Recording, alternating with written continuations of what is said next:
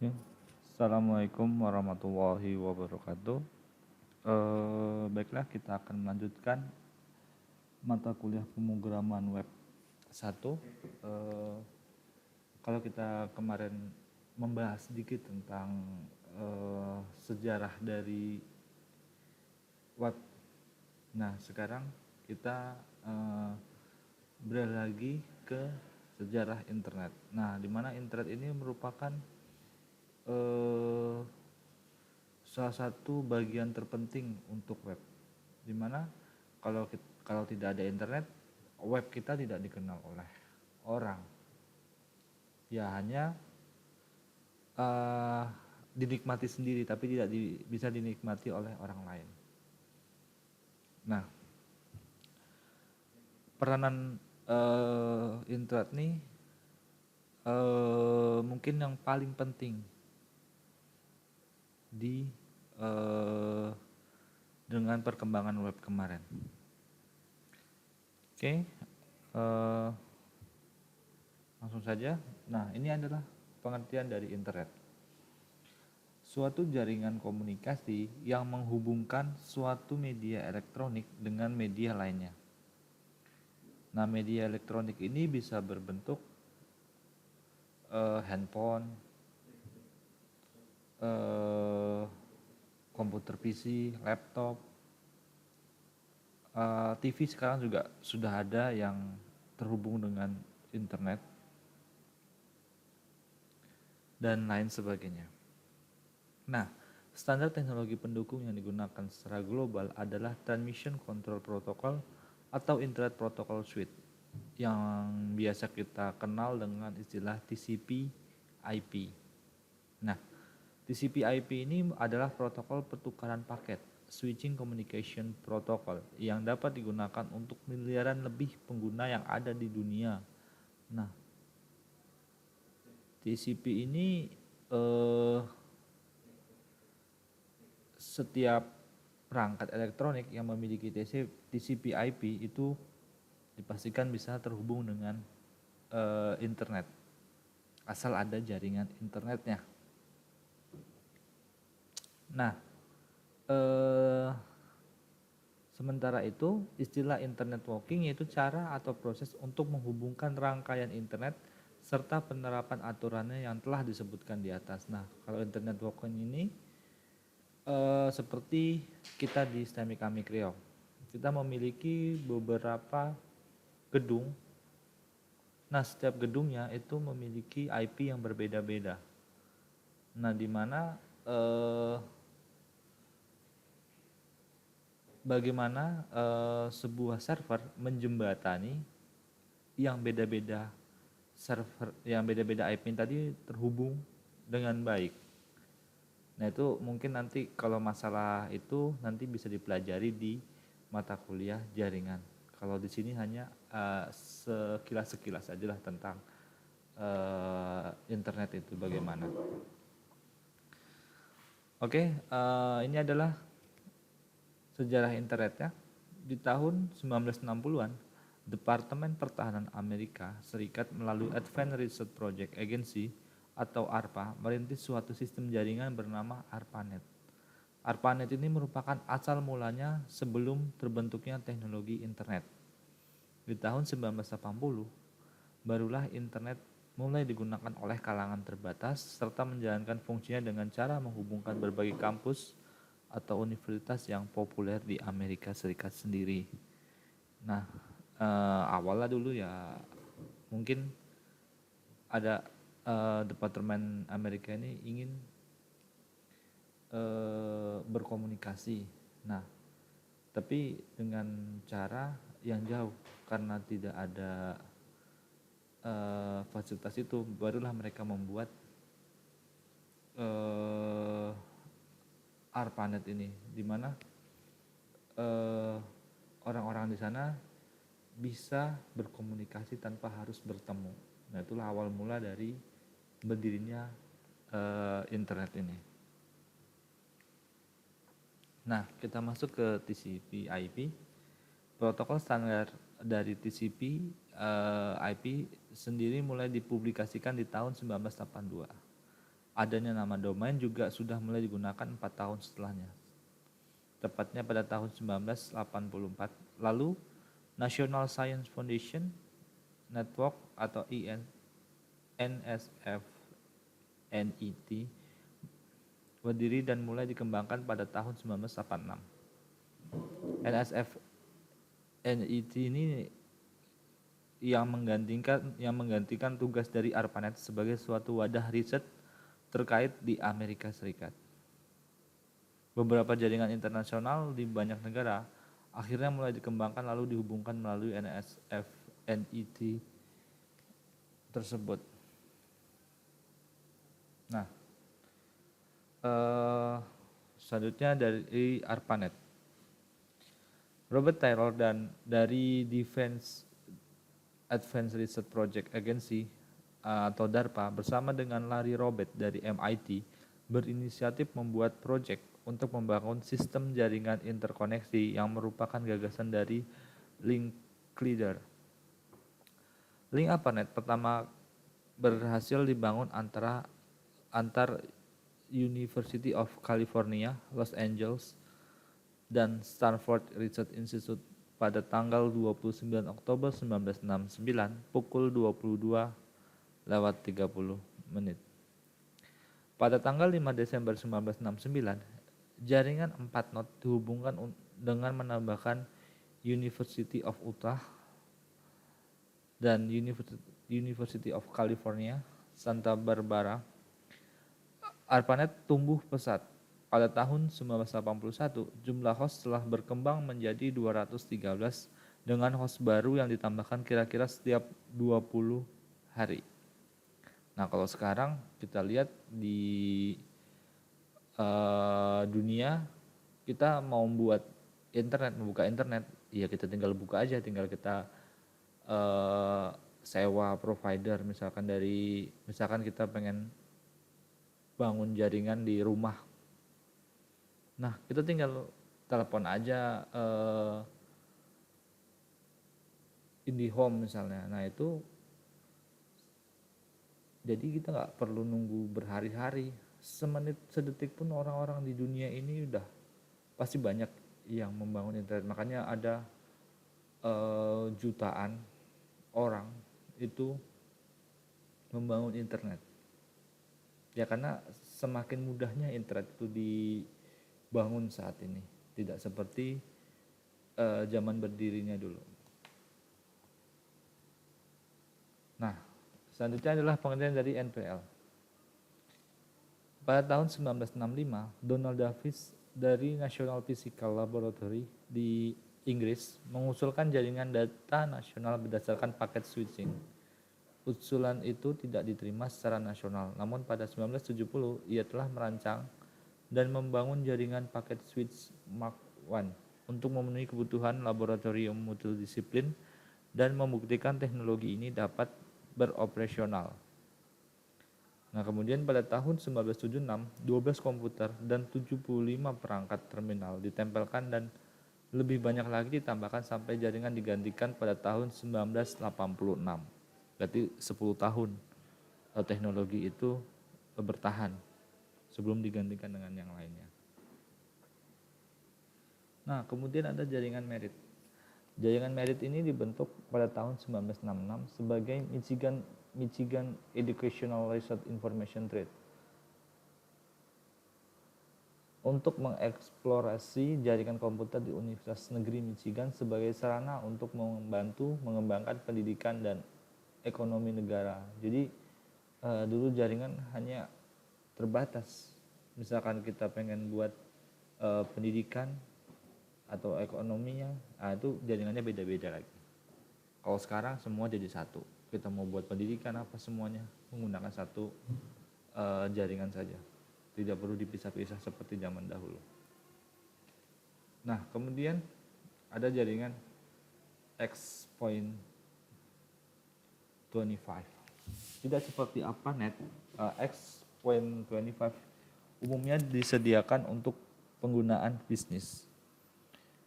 Telnet menawarkan layanan surat elektronik telemail yang ditargetkan untuk digunakan perusahaan dibanding sistem email umum ARPANET.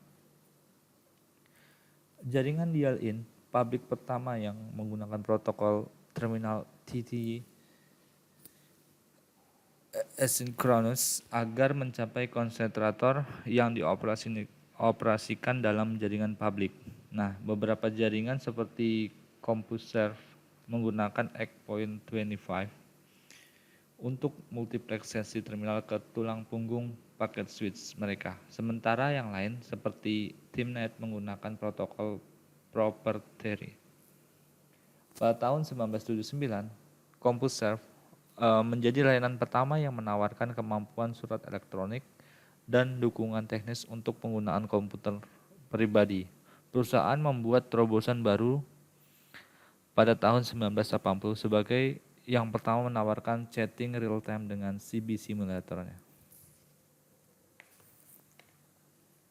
Nah, kemudian pada tahun 1973 sampai 90 penggabungan jaringan dan penciptaan internet. Nah, istilah internet terdapat dalam spesifikasi dari protokol yang dihasilkan pada bulan Desember 1974 yaitu RFC 675 yang berisi spesifikasi Internet Transmission Control Program berdasarkan hasil pemikiran Vinton Cerf, Eugen Dalal dan Carl Sansin dari Network Working Group. Dalam spesifikasi ini terdapat penggunaan pertama kali istilah internet sebagai singkatan dari Internet Working. Nanti Internet Working kita sudah jelaskan di atas, itu untuk apa. Nah, berikut ini adalah peristiwa-peristiwa penting yang terjadi selama perjalanan mulai dibangunnya internet sampai dengan terbentuknya internet sampai sekarang ini. Nah, perkembangan internet hingga menjadi seperti sekarang ini tidak terlepas dari beberapa peristiwa penting yang turut mewarnai perjalanannya sebagai berikut. Nah, yang pertama, pada tanggal 26 Maret 1976, Ratu Inggris berhasil mengirimkan email dari Royal Signals dan Radar Establishment di Malvern. Itu udah lama banget. Berarti email itu udah lama lah. Yang pertama kali mengirimkan itu adalah Ratu Inggris tahun 1976. Mungkin semua kita belum lahir. Kemudian di tahun 1977, lebih dari 100 komputer bergabung dengan ARPANET serta membentuk network atau jaringan. Kemudian di tahun 1979, Tom Truscott, Steve Ballmer dan Jim Ellis membuat sebuah newsgroup pertama yang diberi nama Usenet. Nah, kemudian tahun 1981, France Telkom membuat gebrakan dengan meluncurkan sebuah telepon televisi pertama di dunia. Penemuan ini untuk mempermudah manusia untuk bisa saling berkomunikasi sambil berhubungan menggunakan video link. Nah, itu dulu tahun 1981. Sekarang kita bisa berkomunikasi menggunakan berbagai platform seperti Zoom,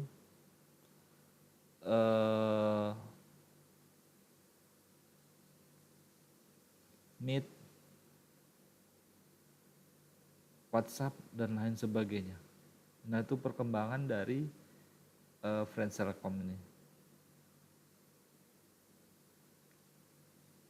Nah, yang kemudian pada tahun 1990, nah ini adalah bapaknya dari WWW atau yang penemu dari WWW, Tim Berners-Lee, menemukan program editor serta browser yang bisa menjelajah antar komputer hingga terciptalah sebuah jaringan. Program tersebut yang akhirnya diberi nama WWW atau World Wide Web. Nah, jadi kalian juga harus tahu juga siapa sih penemu dari WWW ini.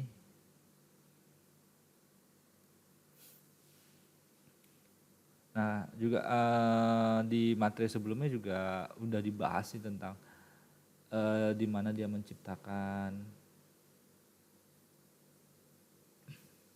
untuk apa web ini pertama kali. Nah itu ada semua di materi sebelumnya. Nah kita masuk di tahun 1992. Lebih dari 1 juta komputer saling berhubung dan membentuk sebuah jaringan dan menumbuhkan istilah baru, yaitu surfing the internet. Nah, kata-kata surfing the internet ini sebenarnya udah lama banget. Kita baru tahu di tahun 2000-an sampai ke Indonesianya. Ya mungkin orang-orang dulu udah kenal lah istilah itu, tapi surfing the internet ini kita baru tahu di tahun 2000-an.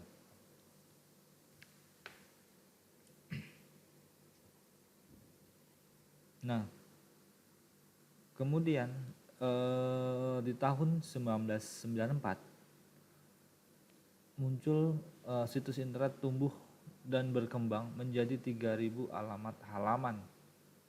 Dari awalnya cuma satu, tahun 94 menjadi 3.000 alamat. Nah kalau sekarang mungkin udah nggak terhitung lagi sama kita, jutaan mungkin, atau lebih dari jutaan, puluhan juta atau mungkin ribuan juta website yang ada di Indonesia. Hanya di Indonesia, mungkin kalau di dunia lebih dari itu. Ya anggaplah setiap mahasiswa di Indonesia itu memiliki blog, baik itu blog yang berbayar maupun blog yang gratis. Nah kemarin kita udah bahas blog yang berbayar itu yang misalkan di belakangnya itu .com, .id, .org. Nah itu berbayar semuanya. Nah kalau misalkan yang gratis ya yang ada embel-embel dari pengembangnya, misalnya Blogspot, WordPress dan lain sebagainya, itu adalah yang gratis. Nah dari gratis itu juga kita bisa mengubah menjadi domain milik kita sendiri. Seperti misalkan kita mau buat seperti organisasi STEMIC aja lah. Sekarang kan STEMIC Amikro sudah ada tuh, stemicamik.sar.ac.id. Tapi kalau SAR itu dia nge-create dari awal, bukan mengambil dari yang sudah ada seperti Blogspot ataupun yang lainnya. Tapi kalau misalkan dalam mata kuliah ini terserah kalian mau buat yang dari awal, dari basic sampai jadi, atau kita ngambil ya yang berbayar dari internet. Tapi kalau misalkan belum sampai database yang gratis saja, nanti kita ubah menjadi berbayar. Karena materi kita nggak sampai ke sana, hanya ya kulit-kulitnya aja, karena ini baru web 1, nanti di web 2 baru kita nge-create dari awal, baru sampai bagaimana mengenalkan kepada orang lain web kita ini. Nah kemudian di tahun 1994 untuk pertama kalinya virtual shopping atau e-retail muncul di internet. Nah berarti orang-orang barat sana mereka udah tahu lah istilah shopping atau e-retail di internet. Nah di Indonesia sendiri itu boomingnya itu di tahun 2010-an ke atas kalau tidak salah saya. Nah sebenarnya juga sudah ada sebelumnya ya, cuman di awal di tahun 2010-an ke bawah itu sudah ada, cuma belum terlalu populer.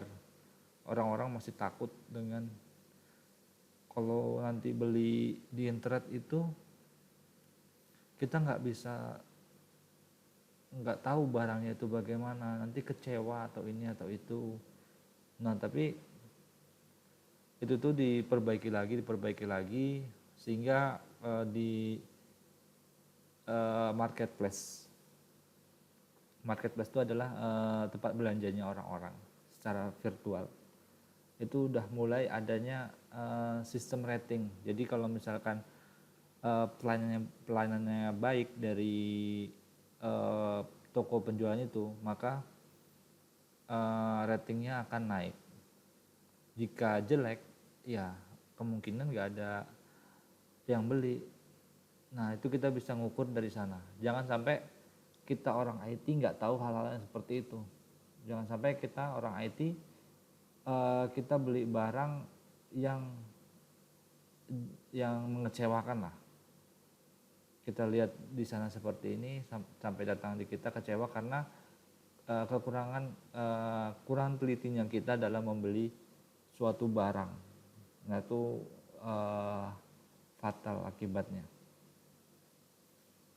Nah, kemudian tahun 1994 Yahoo didirikan sekaligus menjadi kelahiran Netscape Navigator 1.0.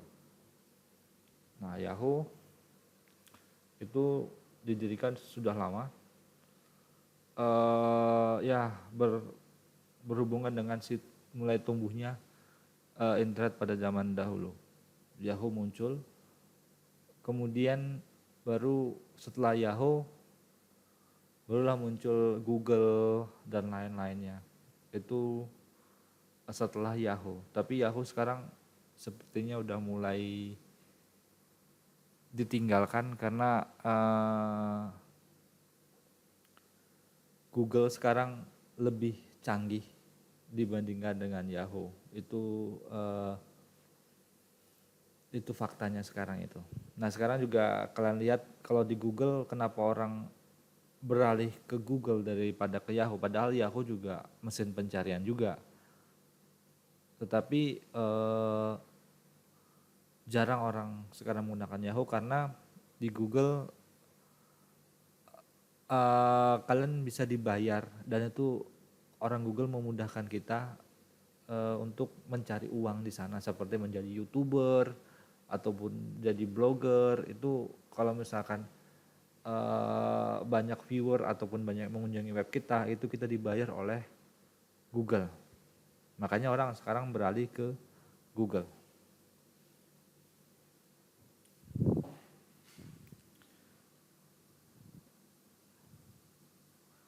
Nah,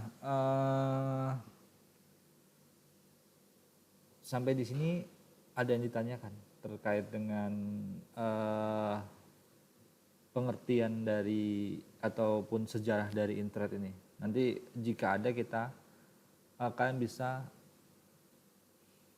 komen di channel YouTube ini, ataupun kalian bisa juga tanya langsung ke WhatsApp grup kita. Nah, untuk tugas praktikumnya, coba kalian cari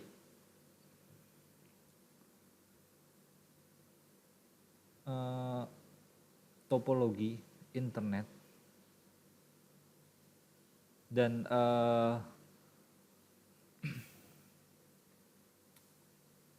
jenis-jenis dari internet itu apa aja. Nah, nanti setelah dapat, nanti kita diskusikan di Zoom ataupun Meet untuk ya paling nggak ada 2-3 orang yang mempresentasikan dari internet, dari jenis internet maupun dari topologi internet.